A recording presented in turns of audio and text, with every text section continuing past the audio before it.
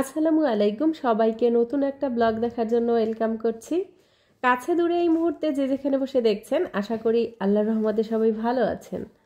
আমরাও আলহামদুলিল্লাহ ভালো আছি। একজন আপু কমেন্ট করেছিলেন আমি আবার কবে থেকে ডায়েট করব। আমি তো ডায়েট ছেড়ে দেইনি আপু, কারণ আমি একটু খাবার দাবারে অনিয়ম করেছি। আমি কিন্তু ডায়েট এখনও মেনটেন করছি বলতে আমি সকালে উঠে প্রতিদিন 30 মিনিট 40 মিনিট, কোনো দিন 1 ঘন্টা হাঁটাহাঁটি করি। হেঁটে এসে আমি চা খাই, সেটা কিন্তু চিনি ছাড়া। তবে খাবার দাবারে একটু অনিয়ম হয়ে গিয়েছে, অনেক খাওয়া দাওয়া হয়ে গিয়েছে, যার কারণে আমার মাঝখানে একটু অনিয়মিত হয়ে গিয়েছিলাম। এখন আবার নিয়মিত হয়ে যাব একটু একটু করে। ডায়েট একবার শুরু করে আবার ছেড়ে দিলে কিন্তু প্রবলেম হয়, তখন সহজে ওজন কমতে চায় না, শরীরের উপরও একটা প্রেশার পড়ে। তো এইবার কিন্তু আমি আগেই বলেছি যে এইবার আমি ডায়েট ছেড়ে দিব না একেবারে। হয়তো বা মাঝে মধ্যে অনিয়ম চলে আসে, এটা হয়ে যায়, পরিস্থিতি এমনভাবে তৈরি হয় যে তখন আর না খেয়ে উপায় থাকে না, যার কারণে খেতে হয়। তো সেই খাওয়াটা যে একদম কন্টিনিউ করি সেটা কিন্তু না। মাঝখানে আমি ঢাকায় গিয়েছিলাম বা বাসায় এসেও অনিয়ম হয়ে গিয়েছে, রুটিন করে আমার ব্রেকফাস্ট বা আমার খাবার দাবার রান্না করা হয়নি, যার কারণে অনিয়মটা হওয়া। তো এখন আমি হেঁটে এসে মারিয়ামের জন্য ব্রেকফাস্ট বানিয়েছি। ব্রেকফাস্টে তো খিচুড়ি বেশি দিন থাকে আর কি, বেশি টাইমই খিচুড়ি থাকে। বাকি সময় একটু ডিম খায় বা দুধ থাকলে তখন পায়েস করে দেই। তো এভাবে করেই ব্রেকফাস্টটা রেডি করি। আর এখন মাশরাফিকে খুব সকালবেলা খাওয়াতে হয়। আগে তো মাশরাফি অনেক দেরি করে ঘুম থেকে উঠতো আর খাওয়াটাও ওর একটু দেরিতে হতো। এখন যেহেতু ওকে ডক্টর অনেকগুলো মেডিসিন প্রেসক্রাইব করেছে, তো ওর সকালের খাবারটা 9টার মধ্যে কমপ্লিট করে ওকে মেডিসিনগুলো খাইয়ে দিতে হয়, যার পরে ও ঘুমিয়ে যায়। একদম দুপুর 1টার সময় ঘুম থেকে ওঠে। আর মাশরাফির স্বাস্থ্য নিয়ে অনেক টেনশন করছিলাম যে মাশরাফির ওজন বেড়ে যাচ্ছে, ওর ওজন কিভাবে কমাবো, এই নিয়ে আমার মাথার মধ্যে অনেক টেনশন ছিল। কারণ ওকে তো আমি ডায়েট করাতে পারবো না। একজন আপু একদিন কমেন্টও করেছিলেন যে মাশরাফির দিকে একটু খেয়াল রাখেন, ওকে একটু জেকে লাইফস্টাইল ফলো করান। সেটা কিন্তু আমিও চেয়েছি, কিন্তু ও ঘি খাবে না, তারপর ডিম পোচ বা ডিম সেদ্ধ খাবে না, ও ডিম ভাজা খাবে ভাতের সাথে। তাছাড়া ওকে কোনোভাবেই ডিম খাওয়ানো যাবে না। এই ভাতের সাথে যে ওকে আমি ডিম মেখে দেই, সেটাও কি করে জানেন, ভাতের সাথে যতটুকু আলু এবং পেঁয়াজ থাকে অতটুকু ডিম ও খায়। আর বেছে বেছে যখন আস্তে আস্তে ডিম পায়, সেটাও আলাদা করে রেখে দেয় প্লেটের পাশে। আর দেখেন মাশাল্লাহ আলহামদুলিল্লাহ, মাশরাফি কিন্তু এখন হাত দিয়ে খেতে পারে আর কি। চামচ দিয়ে খেতে খেতে যখন ওর একটু বোরিং লাগে তখন কিন্তু হাত দিয়ে খায়। এই দিকটা অনেক ভালো লাগে। আর আরেকটা ভালো লাগার খবর আপনাদের সাথে শেয়ার করি। মাশরাফি তো এই ঢাকা থেকে আসার পর মনে হয় 6 দিন 7 দিন মেডিসিন খেয়েছে। এতে কিন্তু অনেকটা পরিবর্তন ফিল করছি, মানে ওর ব্রেনের যে একটু ডেভেলপমেন্ট হচ্ছে সেটা আসলে বোঝা যাচ্ছে। ও কিন্তু এর আগে কখনো ফোনের প্রতি এত অ্যাটাচমেন্ট ছিল না, মানে ফোন ও বুঝতোই না। ফোন কিভাবে চালাতে হয়, ফোন কিভাবে ধরতে হয়, সেটা কিন্তু আর কি খুলতে হয়, কিভাবে বিভিন্ন ফাংশনে যেতে হয়, এগুলো কিন্তু বুঝতো না। এখন কিন্তু ও ফোনের সব কিছু মোটামুটি পারে। এটা কিন্তু একটা ভালো দিক যে ও বের করতে পারে ফেসবুক কোনটা, ইউটিউব কোনটা, এই লোগোগুলো চেনে। দ্বিতীয়ত ও আগে মাঝে মধ্যেই ওর বাবার সাথে ঘুমাতো, তখন বিছানায় হিসু করে দিত। এখন কিন্তু ও যখন রাতে উঠে যায় তখন ওর বাবাকে তোলে। তারপর এভাবে ছোট ছোট অনেক জিনিস, আগে ওকে যদি কোনো একটা জিনিস ওর কাছে চেতাম, তাহলে ওই জিনিসটার নামটা ওর সাথে বারবার বলতে হতো, মাঝে মধ্যে হাত দিয়ে ইশারা দিয়ে দেখাতে হতো যে ওটা চাচ্ছি। কিন্তু এখন বলার সাথে সাথে ও এক রুম থেকে অন্য রুম থেকে নিয়ে আসে। কখন কি লাগবে, কোন কাজটা করতে হবে, সেটা এখন খুব সহজেই করে ফেলে। সকালে ঘুম থেকে উঠে দুইওটা বেডের ও গিয়ে মশারিগুলো তুলবে, বালিশগুলো একটু গুছাবে, এরপর আবার মারিয়ামকে খাওয়াতে নিলে গ্লাসে করে পানিটা এনে রেখে দিবে। এভাবে করে অনেকগুলো অনেকগুলো জিনিস যেগুলো আসলে চোখে পড়ার মতো সত্যি।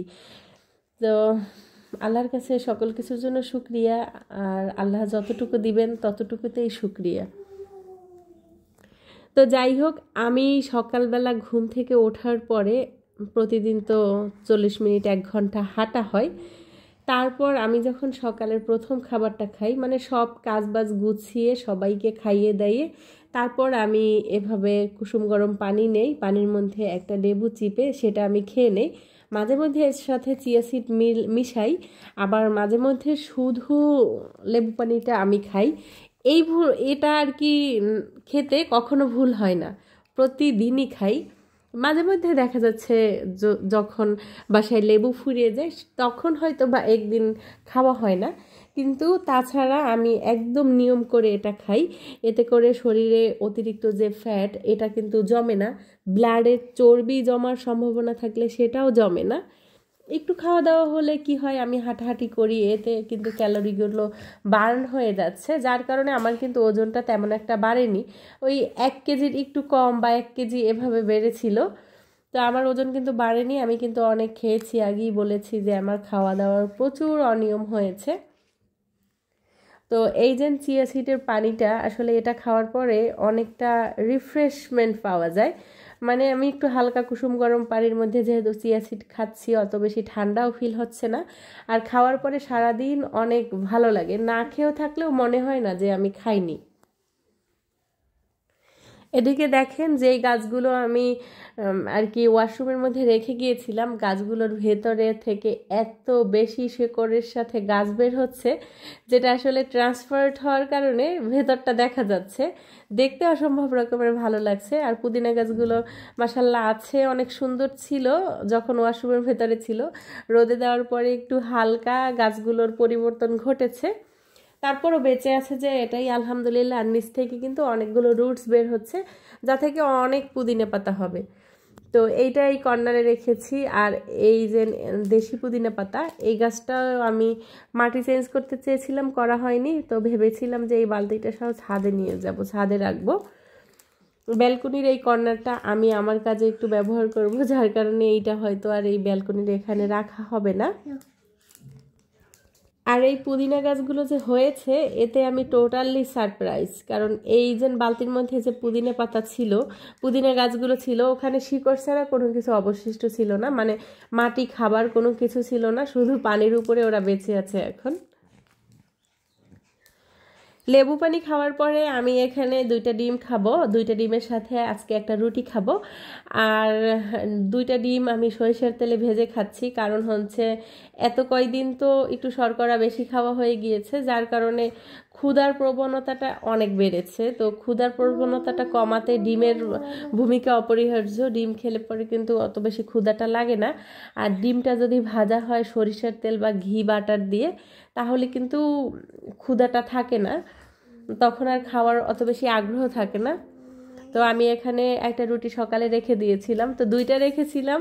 অনেক চিন্তা ভাবনা করে বললাম যে না, 2টা না, একটা খাবো। আর রুটিটা আমি আবার একটু গরম করে নিচ্ছি, কারণ সকালবেলা সবার ব্রেকফাস্ট যখন সেরেছে তখন কিন্তু 8:30 9টার মধ্যে সবারটা খাওয়া শেষ, আর আমি যখন খাচ্ছি তখন 11:30 বাজে। তো রুটি ঠান্ডা হয়ে গিয়েছে, আমি একটু রুটিটা গরম করে নিয়েছি। তো যাই হোক, এভাবেই আমার একটা সকাল কেটে যায়। আসলে 8-10 মিনিটের একটা ভিডিও, এখানে তো 8-10 মিনিট দেখা যায়, কিন্তু আমার এই কাজগুলো যদি 8-10 মিনিটে শেষ হতো তাহলে কতই না মজা হতো। এখন বাজে 12:30। তো কিছু কাপড় ছিল, ওগুলো ধুয়ে শুকাতে নিয়ে গিয়েছে ছাদে। আর মারিয়াম কিন্তু এখন আমাকে কাজে বেশ হেল্প করে, যেমন কাপড় টাপড় ধুইলে পরে শুকাতে গেলে একটা একটা তুলে হাতে দেয়, আবার রান্না করতে গেলে বারবার গিয়ে জিজ্ঞেস করে আম্মু কি লাগবে, আম্মু কি লাগবে।